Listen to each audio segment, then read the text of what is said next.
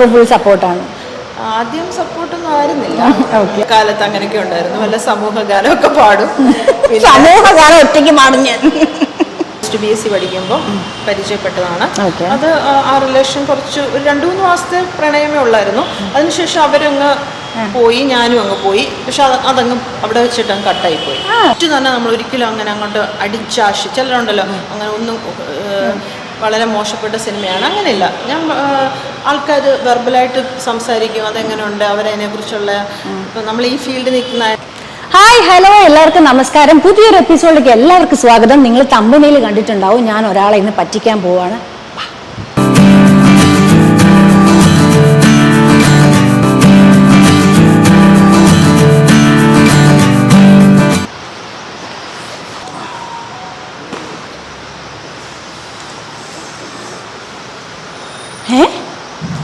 Hello, excuse me, എന്താ ഇവിടെ? ഞാനോ? ഇത് എന്റെ ജിമ്മാ. അപ്പം നമ്മൾ ഷൂട്ടിൻ്റെ ഇടയ്ക്ക് നമ്മുടെ സൗന്ദര്യം നോക്കണം, ഫിറ്റാകണം. അപ്പം ഞാൻ ആരോസ് എനിക്ക് നേരത്തെ അറിയാം. അപ്പോൾ ഞാൻ ഇവിടെ ഇപ്പം റിനോവേഷനൊക്കെ ചെയ്തിട്ട് പുതിയ അടിപൊളി ജിമ്മിരിക്കുകയാണ്. അപ്പം ഞാൻ ഒന്ന് വരാം, ജോയിൻ. ഇതൊക്കെ എന്നോട് തന്നെ പറയണം അല്ലേ? ഇത് ഇവിടെ ഞാൻ സ്ഥിരം വരാറുള്ളതാ. എന്റെ ഓൺ ജിമ്മ് പോലെയാണ്. സ്റ്റോറീസ് കാണാറുണ്ട്. അതെ. അപ്പൊ എന്നോട് ചോദിച്ചാൽ പോലെയായിരുന്നു. അപ്പൊ ഞാൻ അറിയാണ്ട് വന്ന് ജിമ്മിൽ ജോയിൻ ചെയ്തല്ലേ? ശരി, കണ്ടു. എന്തായാലും കണ്ട സ്ഥിതിക്ക് എന്റെ യൂട്യൂബ് ചാനലിൽ ഒരു ചെറിയൊരു എപ്പിസോഡ് കൂടി നമുക്ക് എടുക്കാം. അതെ, ഓക്കെ. അപ്പൊ എല്ലാവർക്കും നമസ്കാരം. എന്റെ പുതിയ എപ്പിസോഡിലേക്ക് എല്ലാവർക്കും സ്വാഗതം. ഇന്നത്തെ ഗസ്റ്റ് എന്ന് പറയുന്നത് നമ്മുടെ പത്തരമാറ്റിലെ സ്വന്തം ജലജ എന്ന് പറഞ്ഞാൽ അറിയാവൂ. അപ്പോൾ ഒറിജിനൽ പേര് സ്മിത എന്നാണ്. അപ്പൊ എന്തൊക്കെയാണ് പുതിയ വിശേഷങ്ങൾ? പുതിയ വിശേഷം പത്തരമാറ്റ് തന്നെയാണ്. പത്തരമാറ്റ് വളരെ നമ്പർ 1, 2 അങ്ങനെ പൊസിഷനിൽ ഇങ്ങനെ പോയിക്കൊണ്ടിരിക്കുകയാണ്. കുഴപ്പമൊന്നുമില്ല, അടിപൊളിയായിട്ട്. ജലജനെ എല്ലാവരും സ്വീകരിച്ചെന്നാണ് എനിക്ക് തോന്നുന്നത്. നല്ല തെറിയായിരിക്കും, ക്യാരക്ടർ അങ്ങനെയാണ് ഉറപ്പായിട്ടും ഒക്കെ ആയിരിക്കും. ബട്ട് സ്റ്റിൽ നമ്മൾ പുറത്തൊക്കെ ഇറങ്ങുമ്പോൾ എല്ലാവരുടെയും പ്രതികരണമൊക്കെ കാണുമ്പോൾ ഭയങ്കര സന്തോഷം. സെൽഫി ഒക്കെ എടുക്കാൻ വരും, എല്ലാവരും വരും. എല്ലാവരും തിരിച്ചറിയുന്നുണ്ട്. എല്ലാവരും തിരിച്ചറിയും. ഭയങ്കര ഫസ്റ്റ് ആദ്യമായിട്ട് നമ്മൾ സെൽഫി എടുക്കാൻ വന്നത് എവിടെ വെച്ചാൽ? ഞാൻ ഒരു ദിവസം പോത്തീസിൽ പോയി, എറണാകുളത്ത്. അപ്പം ഞാനിങ്ങനെ എപ്പിസോഡ് അങ്ങോട്ട് ഫസ്റ്റ് 1-2 എപ്പിസോഡ് വന്നേ ഉള്ളൂ. അപ്പോൾ ഒരു പ്രായമുള്ള ആൾ വന്നിട്ട് ചോദിച്ചു, ഇത് ജലജയല്ലേ? അങ്ങനെ ചോദിച്ചേ. അപ്പം തന്നെ നമുക്ക് ഭയങ്കര ഞാനൊരിക്കലും വിചാരിച്ചിട്ടില്ല. എൻ്റെ ലൈഫിൽ തന്നെ ആഗ്രഹമായിരുന്നു കുറച്ച് ആൾക്കാർ എന്നെ തിരിച്ചറിയണം, അങ്ങനെ ഒരു റോള് ചെയ്യണമെന്നൊക്കെ. അപ്പോൾ അത് പത്തരമാറ്റ് കൊണ്ട് സാധിച്ചു. ഓക്കെ. വീട്ടിലപ്പോൾ ആരൊക്കെയാണുള്ളത്? എവിടെയാണ് താമസിക്കുന്നത്? വീട് ആക്ച്വലി ഞാൻ ജനിച്ചതും വളർന്നതും ഒക്കെ പത്തനംതിട്ടയിലാണ്. അതാണ് എൻ്റെ നാട്. ഇപ്പൊ നമ്മൾ കൊച്ചിയിൽ സെറ്റിൽഡായി ഒരു 12 വർഷമായി. ആരൊക്കെയുണ്ട് വീട്ടില്? എൻ്റെ ഹസ്ബൻഡ്, എൻ്റെ മോനിപ്പോൾ 8 വയസ്സാകുന്നു. 8 വയസ്സായുള്ളൂ? അയ്യോടാ. ഓക്കെ. അബ്രാർ പേര്? അത് ശരി. അപ്പൊ കുഞ്ഞിനെ ആരും നോക്കും വരുമ്പോഴേക്കും? കുഞ്ഞിനെ എൻ്റെ പപ്പായ അമ്മ എൻ്റെ കൂടെയാണ്.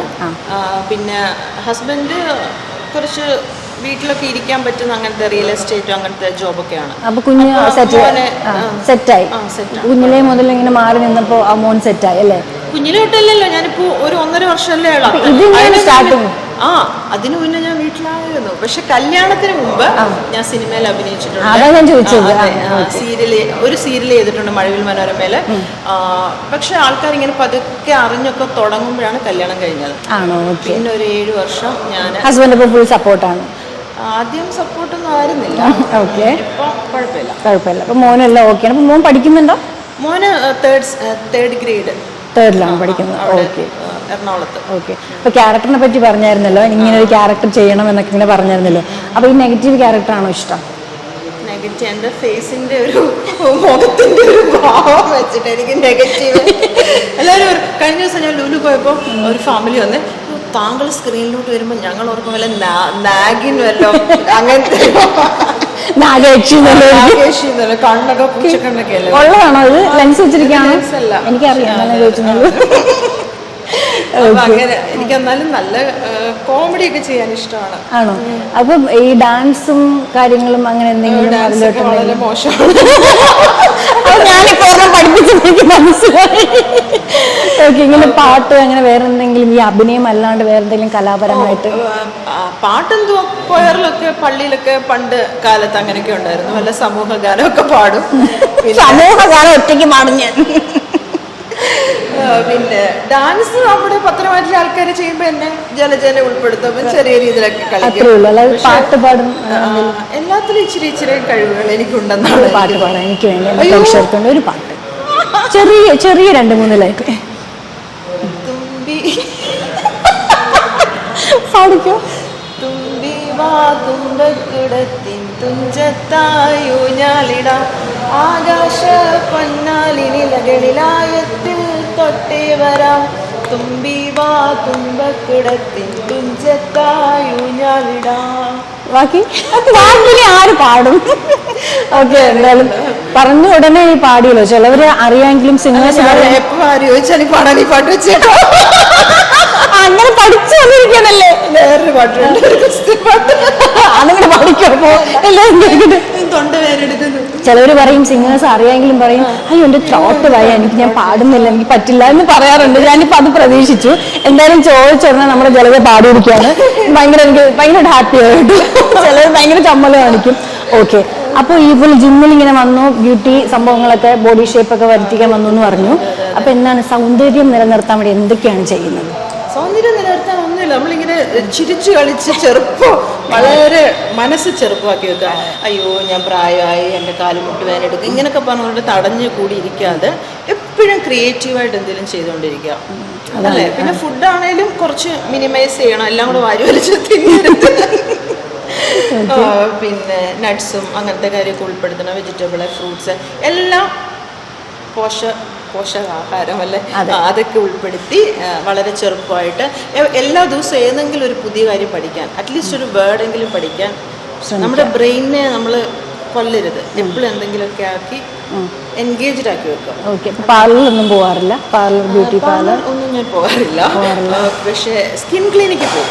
പാർലറൊക്കെ എനിക്കിപ്പം അയ്യോ അവരൊന്നും ഒന്നും വിചാരിക്കരുത്. പക്ഷെ എന്നെ നെയിൽ ചെയ്യാൻ വേണ്ടി ഞാൻ കണ്ടോ കുട്ടിയുടെ നെയില് ഇപ്പൊ ഡാൻസ് പഠിച്ചപ്പോ ഒരെണ്ണം പൊട്ടി ഒടിഞ്ഞു പോയി. പക്ഷെ ഇതൊക്കെ എന്റെ സ്വന്തം നെയിലാണ്, ഒന്നും വിചാരിക്കല്ലേ. ഇതോ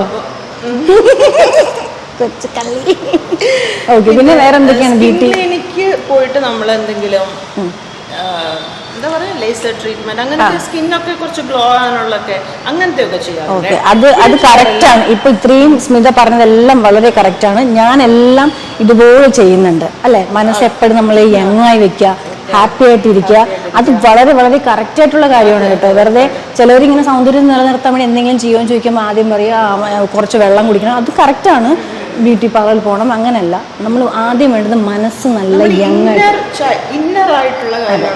കറക്റ്റാണ് പറഞ്ഞത്. നമ്മൾ എപ്പോഴും ചിരിച്ച് നമ്മൾ കുഞ്ഞാണെന്ന് നമ്മൾ തന്നെ ആദ്യം നമ്മളെ മനസ്സിൽ പറഞ്ഞ് നമുക്ക് വേണമെങ്കിൽ ജാട ഇട്ടിട്ട് ഇപ്പോൾ ലൊക്കേഷനിലാണേലും ജാട ഇട്ടിട്ട് അടുത്ത് പോയിട്ട് ഒരു ബുക്കൊക്കെ വായിച്ചിരിക്കാം.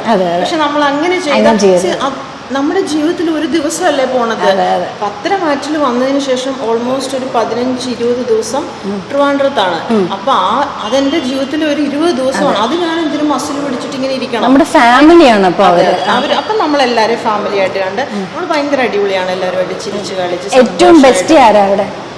ബെസ്റ്റീന്ന് എനിക്ക് അങ്ങനെ പറഞ്ഞാൽ ആർക്കും വിഷമാകും. പറഞ്ഞേ പറ്റും. ഒരു കുഴപ്പിക്കുന്ന ഒരു ചോദ്യമാണ്. എല്ലാവരും ആക്ച്വലി ഭയങ്കര എന്റെ മോനുമായിട്ട് നമ്മൾ അഭിനയിച്ച് നല്ല കൂട്ടാണ് ആകാശ്. പിന്നെ ആകാശ് പെട്ടെന്ന് ഫ്രണ്ട്ലി ആവും എല്ലാവരുമായിട്ട്. പിന്നെ അവനാണ് നമ്മുടെ ഹാപ്പി പിൽ. ചിരിച്ചു അയ്യോ നമ്മളന്ന് ഷൂട്ടിന് ചിരിച്ച് മണ്ഡപത്തിൽ രാത്രി എത്ര മണിക്കായിരുന്നു ഷൂട്ട്? 1 മണി 2 മണിക്കൊക്കെ ഈ ആകാശം ഉള്ളത് കൊണ്ട് ചിരി എന്ന് പറഞ്ഞു കഴിഞ്ഞാൽ ഷോട്ടിൽ നിൽക്കവേ അവന്റെ ഓരോ കോമഡിയും ആയിട്ട് നമ്മൾ ചിരിയായിരുന്നല്ലേ. അത് ശരിയാ, വളരെ കറക്റ്റാ. ഒരാൾ ഉണ്ടാവും ലൊക്കേഷനിൽ ഇങ്ങനെ ചിരിപ്പിക്കാനായിട്ട്. അതുകൊണ്ട് അവനില്ലെങ്കിൽ ലൊക്കേഷൻ ഉറങ്ങിയിരിക്കും. ശരിയാ. പ്രൊമോഷനാണ്. ആകാശം നിങ്ങളെ പുകഴ്ത്തി വിടുന്നുണ്ട്. കുട്ടിക്ക് എന്തെങ്കിലും വാങ്ങിച്ചു കൊടുക്കണം കേട്ടോ. നിങ്ങൾ സ്ഥിരം ലുലു മോളിലൊക്കെ പോകുന്നല്ലോ, എന്തെങ്കിലും വാങ്ങിച്ചു കൊടുക്കണം കേട്ടോ. അപ്പോൾ വർക്കൗട്ട് എന്ന് പറയുമ്പോൾ നമുക്കിനി വർക്കൗട്ടിലോട്ട് വരാം. ബോഡി ഷേപ്പിനുള്ള കുറെ സംഭവങ്ങൾ ചെയ്യും. ഇവിടെ ആരാണ് വർക്കൗട്ട് ചെയ്യിപ്പിക്കുന്നത്? ഇവിടെ മിസ്റ്റർ രാഹുലാണ്. അപ്പൊ നമുക്ക് രാഹുലിനൊന്ന് വിളിച്ചാലോ? രാഹുൽ കം. നമുക്ക് രാഹുലിനോട് ബാക്കി വിശേഷങ്ങളൊക്കെ ചോദിക്കാം. ഞാൻ കുറേ ഞാൻ പറഞ്ഞ 1 വർഷമാകുന്നു. ഈ 18-ാം തീയതി ഞാൻ വന്നിട്ട് 1 വർഷമാവണം ആരോസിൽ. ഇതാണ് രാഹുൽ വഴിയാണ് ഞാനിവിടെ വരുന്നത്. സ്മിതയും അങ്ങനെയാണ് ഇവിടെ ജോയിൻ ചെയ്യുന്നത്. അപ്പോൾ നമുക്ക് വർക്കൗട്ടിനെ കുറിച്ച് കുറച്ച് കാര്യങ്ങൾ അറിയണം. ലേഡീസിന് ബോഡി ഷേപ്പിന് ഉള്ള എനിക്കറിയാം, എന്നാൽ എൻ്റെ പ്രേക്ഷകർക്ക് വേണ്ടി എന്തൊക്കെയാണ് നമ്മൾ ബോഡി ഷേപ്പ് മെയിൻറ്റെയിൻ ചെയ്യാൻ, ഫുഡും കാര്യങ്ങളും എങ്ങനെയാണ്, അതിനെ പറ്റി ഒരു നമ്മൾ വരുന്ന എല്ലാ ലേഡീസിനാണെങ്കിലും ജെൻസിനാണെങ്കിലും വെയിറ്റ് ലോസിനുള്ളതാണെങ്കിലും സൈസ് ഗെയിനിങ്ങുള്ളതാണെങ്കിലും ഡയറ്റ് പ്രൊവൈഡ് ചെയ്യുന്നുണ്ട്. ട്രെയിനേഴ്സ് കൂടെ നിന്ന് തന്നെയാണ് വർക്കൗട്ടും കാര്യങ്ങളും പറഞ്ഞു കൊടുക്കുന്നത്. എന്ത് തെറ്റ് കാണിച്ചു കഴിഞ്ഞാലും പക്ക പ്രോപ്പറായിട്ട് വർക്കൗട്ട് പറഞ്ഞു കൊടുക്കാനായിട്ട് 6 to 8 ട്രെയിനേഴ്സ് ഇവിടെ ഉണ്ട്. രാവിലെ 5 മണിയാകുമ്പോൾ ജിം ഓപ്പൺ ചെയ്യും. 11 മണി വരെ ഉണ്ട്. വൈകിട്ട് 3 മണി തൊട്ട് 10 മണി വരെ ഉണ്ട്. അപ്പോൾ നമുക്ക് റെനോവേഷനായിട്ട് ഒരുപാട് ഓഫേഴ്സ് ഉണ്ട്. അതായത് 3 മാസത്തേക്കുള്ള പാക്കേജ് 2700 രൂപയും, ഒരു ന്യൂ കമ്മർ അഡ്മിഷൻ എടുക്കാൻ വരികയാണെങ്കിൽ ആദ്യത്തെ 2 മാസത്തേക്ക് നമ്മൾ ഒരു 1000 അഡ്മിഷൻ ഫീസായിട്ട് പ്രൊവൈഡ് ചെയ്യാൻ പോകുന്നത്. ജൂലൈ 15 തൊട്ട് സെപ്റ്റംബർ 15 വരെ ഈ ഒരു ഓഫർ ഉണ്ടായിരിക്കും. അപ്പോൾ ഈ പേഴ്സണൽ ട്രെയിനേഴ്സ് എന്തെങ്കിലും വേണമെങ്കിൽ എങ്ങനെയാണ്? പേഴ്സണൽ ട്രെയിനിങ്ങിന് നമ്മൾ 8000 മന്ത്ലി ഈടാക്കുന്നത്. ലേഡീസിനും ജെൻസിനെല്ലാം 22 സെഷനാണ് ഉള്ളത്. ആ 22 എന്നുള്ളത് നമ്മൾ 1 മന്ത് വരെ നമ്മൾ അഡ്ജസ്റ്റ് ചെയ്യിപ്പിക്കാറുണ്ട്. 3 മാസത്തേക്ക് വരുമ്പോൾ 24,000 വരാറുള്ളത്. അത് നമ്മൾ ഒരുമിച്ച് പാക്കേജ് ആയിട്ട് എടുക്കുകയാണെങ്കിൽ 20,000. ടൈം നമ്മളിപ്പോൾ ഒരു ക്ലയൻറ്റ് ഇപ്പം സുമി വരെയാണ്, എനിക്കിപ്പം രാവിലെ ഒരു 5 മണി തൊട്ട് 6 മണി വരെ ട്രെയിനർ വേണം, PT വേണമെന്ന് പറഞ്ഞു കഴിഞ്ഞാൽ ആ ഒരു ടൈമിന് നമ്മൾ അറേഞ്ച് ചെയ്ത് കൊടുക്കുന്നത്. അപ്പോൾ എല്ലാവരും കേട്ടല്ലോ, നമ്മുടെ ആരോസിൻ്റെ സ്പെഷ്യൽ ഓഫറൊക്കെ ഉണ്ട്. എന്തായാലും ഉറപ്പായിട്ട് എല്ലാവരും ആരോസിൽ വന്ന് ജോയിൻ ചെയ്യണം. ഇവിടെ രാഹുൽ എപ്പോഴും ഉണ്ടാവും. എന്തെങ്കിലും ഡൗട്ട് ഉണ്ടെങ്കിൽ എനിക്ക് ഇൻസ്റ്റയിലോ രാഹുലിൻ്റെ പേജും ഉണ്ട്, ആരോസിൻ്റെ പേജും ഉണ്ട്, അതിൽ മെസ്സേജ് ചെയ്ത് കഴിഞ്ഞാൽ അവർ റിപ്ലൈ തരുന്നതായിരിക്കും. പിന്നെ വേറൊരു കാര്യം കൂടി ഉണ്ട്, നമുക്ക് ഇവിടെ മിക്സഡ് മാർഷൽ ആർട്സ് ഉണ്ട്. വീക്കിലി മൺഡേ, വെനസ്ഡേ, ഫ്രൈഡേ ഈ 3 ദിവസങ്ങളിലും വൈകിട്ട് 7 മണി തൊട്ട് 8 മണി വരെ മിക്സഡ് മാർഷൽ ആർട്സ് ഉണ്ട്. പിന്നെ സൂംബ ക്ലാസ് ഉണ്ട്, യോഗ ക്ലാസ് ഉണ്ട്. വീക്കിലി 2 ദിവസം നമുക്ക് ഗ്രൂപ്പ് കാർഡിയോ സെഷൻസ് ഉണ്ട്. വെയിറ്റ് ലോസിനുള്ള ഗ്രൂപ്പ് കാർഡിയോ സെഷൻസ് ഉണ്ട്. പിന്നെ മന്ത്ലി വൺസ് എല്ലാ മന്ത്ലി ഉള്ള സെക്കൻഡ് സാറ്റർഡേ നമുക്ക് ഗ്രൂപ്പായിട്ട് ഔട്ട്ഡോർ കാർഡിയോ ഉണ്ട്. ഔട്ട്ഡോർ കാർഡിയോ ഗെയിംസ് അങ്ങനത്തെ ആക്ടിവിറ്റീസ് ഉണ്ട്. പിന്നെ ഓണം, ക്രിസ്മസ് എല്ലാ ഇതും നമ്മൾ ആഘോഷിക്കാറുണ്ട്. നമ്മൾ ഇടയ്ക്കിടയ്ക്ക് ഔട്ടിംഗ് ഒക്കെ വെക്കാറുണ്ട്. പുറത്തെല്ലാവരുമായിട്ട് ഔട്ടിംഗ് ആയിട്ട് പോകാറുണ്ട്. ഒരു ജിം എന്നുള്ള നിലയിലല്ല, ഒരു ഫാമിലി എന്നുള്ള നിലയിലാണ് എല്ലാവരും നമ്മൾ ഇവിടെ പൊയ്ക്കൊണ്ടിരിക്കുന്നത്. അതെ, മിക്സഡാണ്. സ്ഥലം പൂജപ്പുരയാണ്. പൂജപ്പുര നിന്ന് മുടവമ്മുകൾ പോകുന്ന വഴിക്ക് ചന്തയുണ്ട്. ചന്തയുടെ നേരെ ഓപ്പോസിറ്റ് ആയിട്ട് യൂണിയൻ ബാങ്കിന്റെ 2nd ഫ്ലോറിലാണ് ജിം വരുന്നത്. Thank you so much. അപ്പൊ ഇനി നമ്മുടെ കട്ടടിയിലോട്ട് വരാം. അപ്പൊ എന്തായാലും വർക്കൗട്ടിന്റെയും ജിമ്മിന്റെയും കാര്യങ്ങളൊക്കെ നിങ്ങൾ എല്ലാം അറിഞ്ഞിട്ടുണ്ട്. എന്തെങ്കിലും ഡൗട്ട് ഉണ്ടെങ്കിൽ എനിക്കോ രാഹുലിനോ ആരോസിന്റെ പേജിലോ മെസ്സേജ് അയച്ചു കഴിഞ്ഞാൽ മതി. ഓക്കെ, ബാക്കി നമുക്ക് കണ്ടിന്യൂ ചെയ്യാം.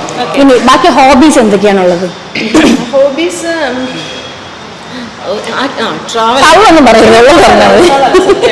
ഞാൻ ട്രാവലാണ്. ട്രാവലിന് വേണ്ടിയാണ് ഞാൻ ജീവിക്കുന്നത്. ലോകം മുഴുവൻ കണ്ട് മരിക്കണമെന്നാണ് എൻ്റെ ആഗ്രഹം. അയ്യോ, എനിക്ക് അങ്ങനെയാണ്. അപ്പൊ ഞാൻ പിന്നെ ക്യാഷ് ഇല്ലെങ്കിലും എങ്ങനെങ്കിലും ഒക്കെ ട്രാവൽ ചെയ്യും. പക്ഷെ ഇപ്പോൾ കുറച്ച് നാളായിട്ട് ട്രാവൽ ചെയ്യാൻ പറ്റുന്നില്ല. ഈ ബ്രേക്ക് വന്നു കഴിഞ്ഞാൽ കോവിഡിന് ശേഷം അതുവരെ എല്ലാ വർഷവും ഒരു ഇന്റർനാഷണൽ ട്രിപ്പിലും ഞാൻ ചെയ്യും. അതെങ്ങനെങ്കിലും അത് ഞാൻ സ്വന്തമായിട്ടെല്ലാം നോക്കി എടുത്ത് ബുക്കിനകത്ത് എഴുതി അങ്ങനെ സപ്പോർട്ടായിട്ട് കൂടെ നിൽക്കും. അപ്പൊ നമ്മൾ കുറേ കൺട്രീസിലൊക്കെ പോയിട്ടുണ്ട്. പിന്നെ സാറ്റർഡേ സൺഡേ ആണെങ്കിലും ഒന്ന് നമ്മൾ മൂന്നാർ പോവും, വയനാട് പോവും, അങ്ങനെയൊക്കെ ആയിരുന്നു. ഇപ്പൊ സീരിയൽ തുടങ്ങി പിന്നെ കുറച്ച് നമുക്ക് നടക്കില്ല. നമുക്ക് സീരിയൽ ഉള്ളപ്പോൾ നമുക്ക് എല്ലാം കറക്റ്റായിട്ട് ഒന്നും ഡീൽ ചെയ്യാൻ നമുക്ക് പറ്റില്ല. അപ്പൊ ഈ നമ്മുടെ ഇപ്പൊ പുതിയ സീരിയൽ ആ ലൊക്കേഷനിലുള്ള കാര്യങ്ങൾ തന്നെ പറയാം. പിന്നെ ബാക്കി അവിടുത്തെ ഫുഡും കാര്യങ്ങളൊക്കെ എങ്ങനെയാണ്? ലൊക്കേഷൻ ഫുഡാണോ കഴിക്കുന്നത്? വേറെ എന്തെങ്കിലും സെപ്പറേറ്റ് കൊണ്ടുപോകുമോ? ഇല്ല, ഞാൻ ജസ്റ്റ് നട്ട്സ് വാങ്ങിയിട്ട് പോകും. എന്തുവാ അതും ഇതും അങ്ങനത്തെ സാധനങ്ങളൊക്കെ. അല്ലെങ്കിൽ നമ്മൾ ലൊക്കേഷനിൽ നിന്ന് തന്നെയാണ് ഫുഡ് കഴിക്കുക. 3 നേരം ലൊക്കേഷൻ ഫുഡ് തന്നെയാണ്. അപ്പം നിങ്ങൾ ഈ ബ്രേക്ക് ടൈമിലൊക്കെ എന്താ ചെയ്യുന്നത്? ബ്രേക്ക് ടൈമിൽ ഒന്നെങ്കിൽ ഞാൻ ലുലു പോകും. എല്ലാവരും കൂടെ പോകുന്നുണ്ടെങ്കിൽ ഏതെങ്കിലും ഒരു മൂവി, നല്ല നല്ല റിവ്യൂസ് ഒക്കെ ഉള്ള മൂവി ആണെങ്കിൽ മൂവി കാണാൻ പോകും. പിന്നെ എന്തുവാ, അപ്പൊ എല്ലാവരുമായിട്ട് ലുലുവിൽ പോകുമ്പോൾ നമ്മുടെ എല്ലാവരും വരും. പത്രമാറ്റ് വന്ന് ഫോട്ടോസൊക്കെ എടുക്കും. അങ്ങനെ ഞങ്ങൾ 1-2 പ്രാവശ്യം പോയി ലുലുവില്. എല്ലാവരും നല്ല നല്ല പ്രതികരണമായിരുന്നു. ഓക്കെ, അപ്പൊ നമുക്കിപ്പം ഈ സിനിമ ചെയ്യണം എന്ന് എന്തെങ്കിലും ആഗ്രഹമുണ്ട്? ഇപ്പൊ സീരിയൽ ചെയ്തോണ്ടിരിക്കുകയാണ്. സിനിമ ചെയ്യണമെന്നാണ് നമ്മുടെ അൾട്ടിമേറ്റ് ആഗ്രഹം. അപ്പോൾ അതിലേക്ക് സിനിമ ചെയ്തിരുന്നല്ലോ ആദ്യത്തെ. ഞാൻ കല്യാണത്തിന് മുന്നേ ഒരു 8 സിനിമ ചെയ്തു. ഭാര്യ എത്ര പോരാ, കുറച്ചറിയാം, സൈലൻസ്, പിന്നെ പൈസ പൈസ, ആർട്ടിസ്റ്റ്, അങ്ങനെ കുറച്ച് മൂവീസ് ഒക്കെ ചെയ്തു.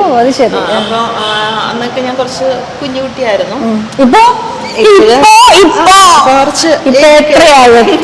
എന്റെ ഓഡിയൻസിനോട് പറഞ്ഞേ പറ്റില്ല. പറ, നമ്പർ പറഞ്ഞാൽ ഏത് വർഷം എന്ന് പറഞ്ഞാൽ മതി, ഞാൻ കണക്കൂട്ടി എടുക്കാം. ഞാൻ പറയില്ല. നമ്മൾ വയസ്സ് അങ്ങനെ പറയുമോ? എന്റേത് ചിലപ്പം പറഞ്ഞ ആൾക്കാർ ചിലപ്പോ എന്നെ ന്യൂസ് പേപ്പറിലൊക്കെ വേണമെങ്കിൽ ഫ്രണ്ട് പേജിലിടും. കാരണം ജലജ പറഞ്ഞ ഹാരൊക്കെ ഇത്ര ഉണ്ടായിട്ടും ഇങ്ങനെയാണോ ഇരിക്കുന്ന ഈ കുട്ടി എന്ന് പറഞ്ഞാൽ അങ്ങനെ വേണം. നമ്മൾ എത്ര പ്രായം കഴിഞ്ഞാലും നമ്മൾ ഭയങ്കര യങ് ആയിട്ടിരിക്കും. ഓക്കെ, ബാക്കി കണ്ടിന്യൂ ചെയ്യും. നമ്മൾ എന്താ പറഞ്ഞത്? നമ്മൾ എന്തുവാ പറഞ്ഞത്?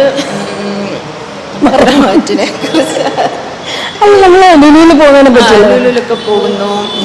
ഞാൻ കുറച്ച് സെൽഫ് കെയർ ഒക്കെ വളരെ ഇമ്പോർട്ടന്റ് കൊടുക്കുന്നതാണ്. അപ്പം ചിലപ്പോൾ ഞാൻ പെഡിക്യൂർ ചെയ്യാൻ പോകും, മാനിക്യൂർ ചെയ്യാൻ. വെറുതെ എനിക്ക് ഇരിക്കുന്നത് ഇഷ്ടമേ അല്ല. വേണമെങ്കിൽ റൂമിൽ ഇരുന്ന് കുറച്ച് വിശ്രമിക്കാം. ഓക്കെ, ബ്രേക്കിന്റെ ദിവസം ഞാൻ ഒരു 10 വരെ കിടന്ന് ഉറങ്ങും.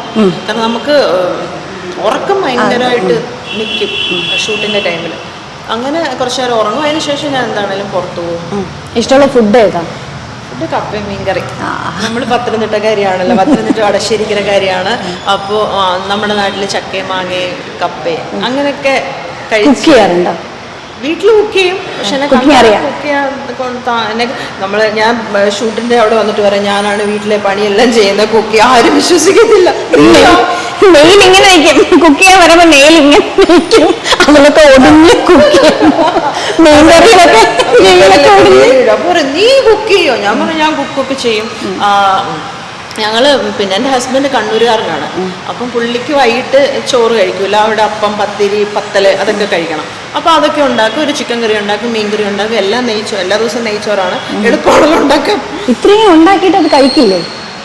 ഇല്ല, ഞാൻ എന്ത് ചെയ്യുന്ന കറി മാത്രം എടുക്കും. അപ്പൊ ശരിക്കും പറയും, നീ ഇങ്ങനെയാണെങ്കിൽ ചത്തുപോകും സിമി,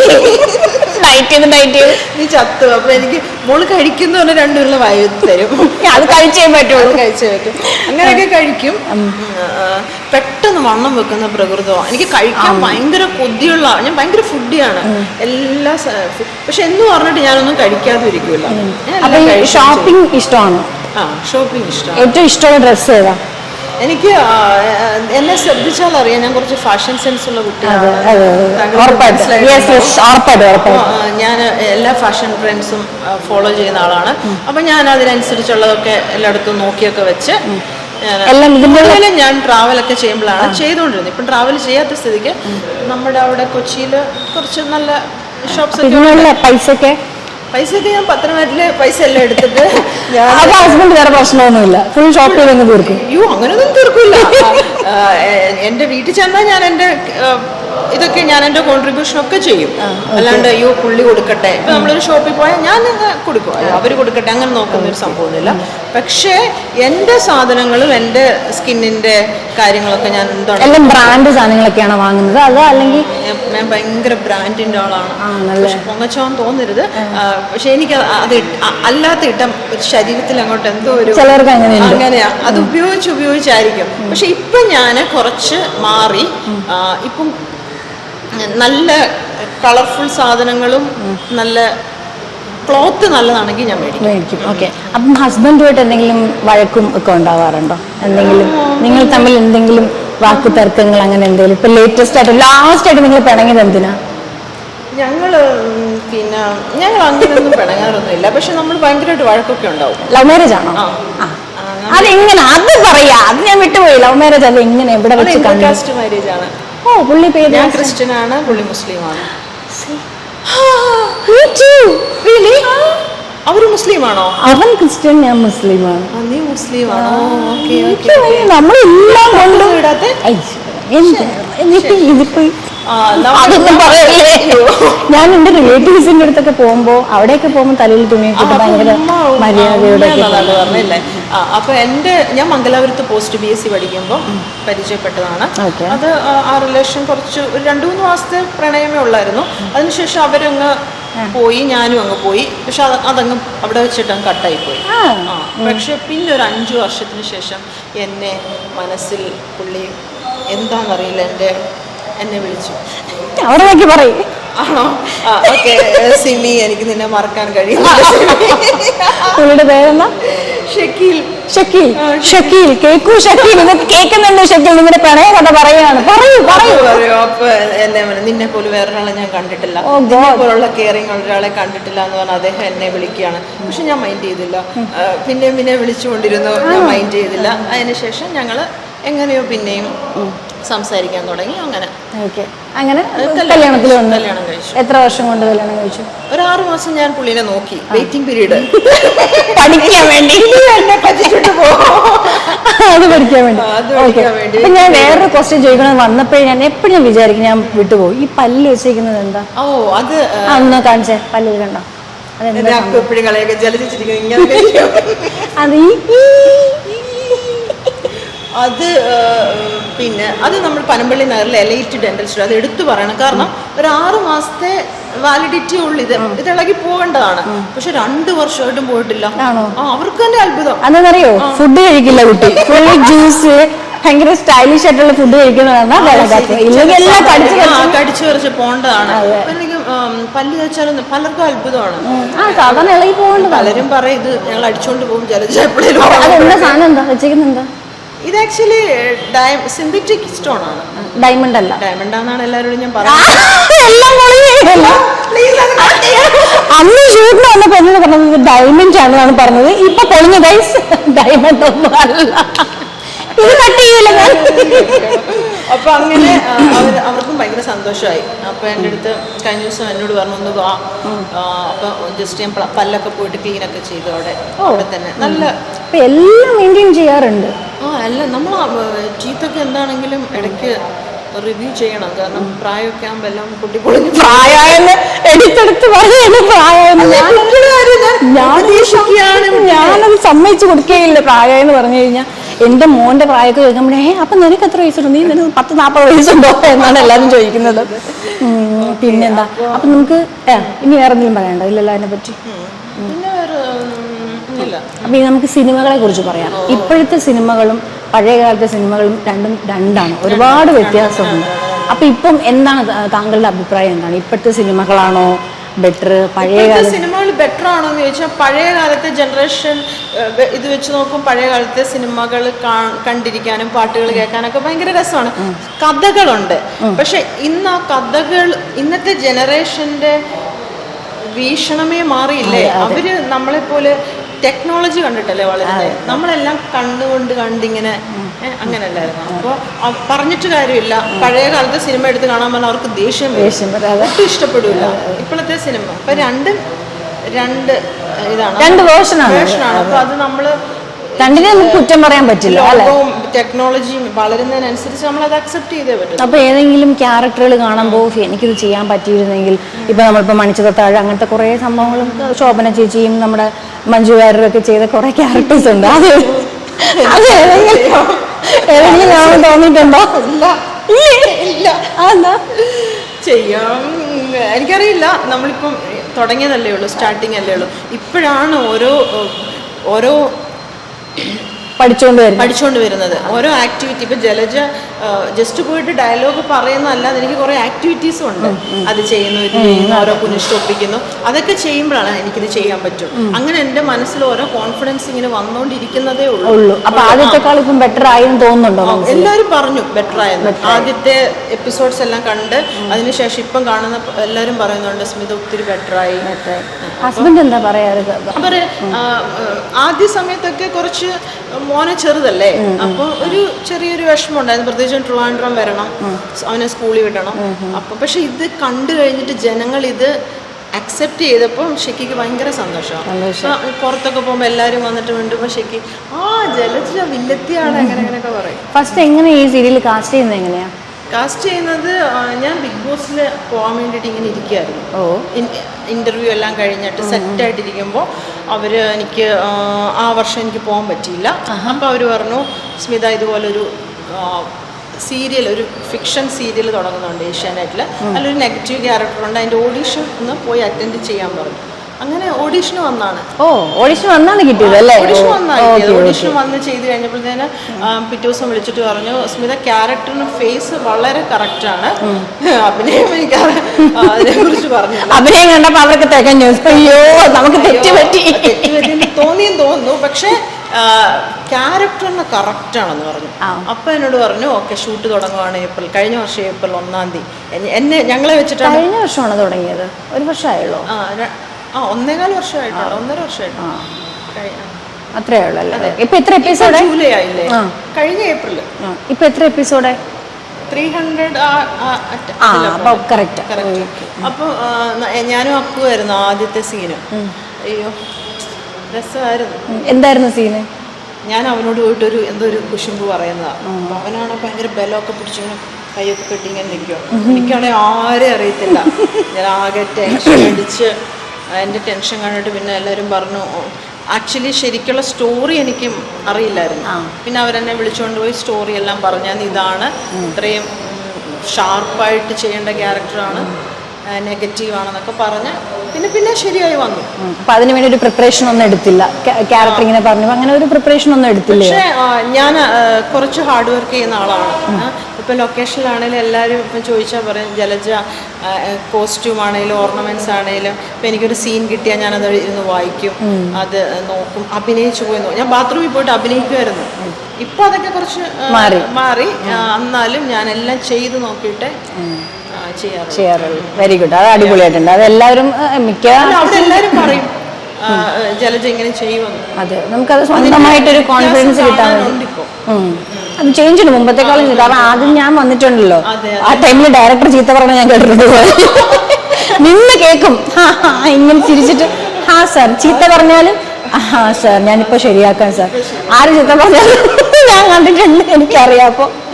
അപ്പൊ സ്മിത പറഞ്ഞില്ലായിരുന്നു കുറച്ച് നേരത്തെ ഈ റിവ്യൂ കണ്ടിട്ടാണ് സിനിമ കാണാൻ പോകുന്നത്. അതെന്താ അങ്ങനെ പറയാൻ കാരണം? ഓക്കെ അങ്ങനെയല്ല ഞാൻ ഉദ്ദേശിച്ചത്.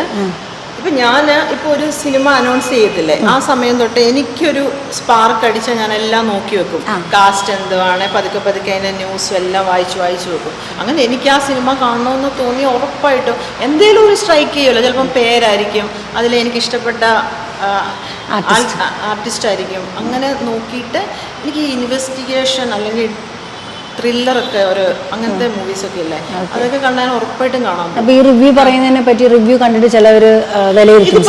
ആദ്യത്തെ ദിവസം തന്നെ എനിക്ക് റിവ്യൂ ഇട്ടിട്ട് അത് വായിച്ചിട്ട് അതിനെക്കുറിച്ച് എനിക്ക് യാതൊരു ഒപ്പീനിയനും ഇല്ല. ഫസ്റ്റ് തന്നെ നമ്മൾ ഒരിക്കലും അങ്ങനെ അങ്ങോട്ട് അടിച്ചാശി ചിലരുണ്ടല്ലോ അങ്ങനെ ഒന്നും വളരെ മോശപ്പെട്ട സിനിമയാണ്, അങ്ങനെയില്ല. ഞാൻ ആൾക്കാർ വെർബലായിട്ട് സംസാരിക്കും, അതെങ്ങനെയുണ്ട് അവരതിനെക്കുറിച്ചുള്ള, ഇപ്പം നമ്മൾ ഈ ഫീൽഡിൽ നിൽക്കുന്ന അതിൻ്റെ ടെക്നിക്കൽ സൈഡും എല്ലാം പറയുമല്ലോ. അപ്പോൾ അങ്ങനെ ഏതെങ്കിലും ഒരു കാര്യം ഇഷ്ടപ്പെടുവാണെങ്കിൽ ചിലപ്പോൾ BGM ആയിരിക്കും, ചിലപ്പോൾ സോങ് ഇഷ്ടപ്പെടുമായിരിക്കും, അതൊക്കെ നോക്കിയിട്ട് ചിലപ്പം കാണാൻ പോകാറുണ്ട്. അത് ശരിയാണ്, ഞാനും അതോട്ട് യോജിക്കുന്നു. നമ്മൾ ഒരിക്കലും ഒരു റിവ്യൂ കണ്ടിട്ട് നമ്മളൊരു സിനിമയെ വിലയിരുത്താനേ പാടില്ല, നമ്മൾ പോയി കാണണം. വളരെ ഒരു സ്ലോ ആയിട്ടൊക്കെ പോകുന്ന സിനിമയാണ്, എനിക്കിഷ്ടമായി. അത് എന്തുകൊണ്ടാണ് ഉർവശിയുടെ അഭിനയം അല്ല പാർവതി, അവര് രണ്ടുപേരും തകർത്ത് അഭിനയിച്ചിട്ടുണ്ടല്ലോ. അപ്പൊ അത് കാണാൻ അതിന്റെ ചെറിയ മൈന്യൂട്ട് സാധനം വരെ ഞാൻ നോക്കി. ചിലര് കണ്ടോടഞ്ഞാൽ അങ്ങ് വിലയിരുത്തി സിനിമ കൊള്ളില്ല എന്നുള്ളത്. കാരണം കുറേ ആൾക്കാരുടെ ഒരു പ്രയത്നമാണ് ഒരു സിനിമ എന്ന് പറയുന്നത്. നമ്മൾ ഒറ്റ വാക്കിൽ അത് കണ്ടിട്ട് കൊള്ളില്ല എന്ന് പറയുമ്പോഴേ എത്ര ആൾക്കാരുടെ കഷ്ടപ്പാടെന്ന്. ശരിക്കും ആ മനോഭാവം എന്റെ ഭയങ്കരമായിട്ട്, എത്ര നോർമൽ ഫിലിം ആണെങ്കിലും അത് ചെയ്ത സമയത്ത് അവരെ ഇഷ്ടത്തോടെ ചെയ്ത് എൻ്റെ സിനിമ ഇതാകണമെന്ന് പറഞ്ഞ് ചെയ്ത ഓരോ സീൻസും അത് കാണാനെങ്കിലും നമ്മൾ പോകണം. ഉറപ്പായിട്ടും നമ്മൾ റിവ്യൂ കണ്ട് ഒരിക്കലും നമ്മൾ ആ സിനിമയെ വിലയിരുത്തരുത്, നമ്മളിപ്പോൾ കണ്ടിട്ട് നമ്മൾ സിനിമയെ വിലയിരുത്തുക അല്ലേ. അപ്പോൾ സീരിയലും സിനിമയും പറ്റി എല്ലാം കുറേ വിശേഷങ്ങളെല്ലാം നമ്മൾ കേട്ടിരിക്കുകയാണ് നമ്മൾ സ്വന്തം ജലജയുടെ. അപ്പോൾ എൻ്റെ പ്രേക്ഷകരോട് എന്താണ് പറയേണ്ടത്? പ്രേക്ഷകരോട് അടിപൊളിയായിട്ട് ഞങ്ങൾ പറഞ്ഞ പോലെ വളരെ ചാമായിട്ടിരിക്കുക, ഞങ്ങളെ പോലെ എപ്പോഴും ചെറുപ്പം നിലനിർത്തുക. ഏജ് ആയാലും നമുക്ക് ഇനി അവസരങ്ങളുണ്ട്. ഏതെങ്കിലും ഒരു നമ്മൾ ജീവിതത്തിൽ എന്താ പറയാ, ആഗ്രഹിച്ചാൽ നേടാത്തതായിട്ടൊന്നുമില്ല. അതിനുവേണ്ടി പ്രയത്നിക്കണം, ബട്ട് സ്റ്റിൽ ആഗ്രഹിക്കണം. അറ്റ്ലീസ്റ്റ് വീട്ടിൽ ഇരിക്കരുത്, എന്നിട്ട് വീട്ടിലിരിക്കരുത്. ആഗ്രഹിച്ചിട്ട് ദൈവമേ കിട്ടണമെന്ന് വീട്ടിൽ ഇരിക്കരുത്. നമ്മൾ അതിനു വേണ്ടി കഠിനാധ്വാനം ചെയ്തേ പറ്റുള്ളൂ. അതെ. പിന്നെ എൻ്റെ പത്തരമാറ്റ് എല്ലാവരും കാണും. താങ്കളുടെ എന്തൊക്കെയാണ് യൂട്യൂബ് ചാനൽ എന്നത് വാത്സല്യം. ഇനിയിപ്പോ വരാൻ പോകുന്ന നിങ്ങൾ അടിച്ചെടുത്ത് നമ്മുടെ നിതിനെയാ പറയുന്നത്. Okay, correct. ആദ്യത്തെ നായകനായിരുന്നു. ഓക്കെ, എല്ലാവരും സന്തോഷമായിട്ടിരിക്കുക. എന്റെ ചാനലിനെ പറ്റി പറഞ്ഞില്ല. അത് ഭയങ്കര ഒരു ബോറിംഗ് കേസായിപ്പോയി. ഞാൻ ഇപ്പൊ തുടങ്ങും. കണ്ട ചാനലിന്റെ പേരെന്താണ്? കുട്ടി, ഞാനല്ല, എനിക്ക് എന്തിന് സമയമുണ്ട്. എന്റെ ജീവിതം Sumi Rashik thoughts of the day. Thoughts of the day. Sumi Rashik thoughts of the day. എല്ലാവരും സബ്സ്ക്രൈബ് ചെയ്യണം, ബട്ടൺ ലൈക്ക് ചെയ്യണം, ഷെയർ ചെയ്യണം, താഴെ കാണുന്ന ബെല്ലൈക്കൺ അടിച്ചു പൊട്ടിക്കണം. Bye bye, thank U.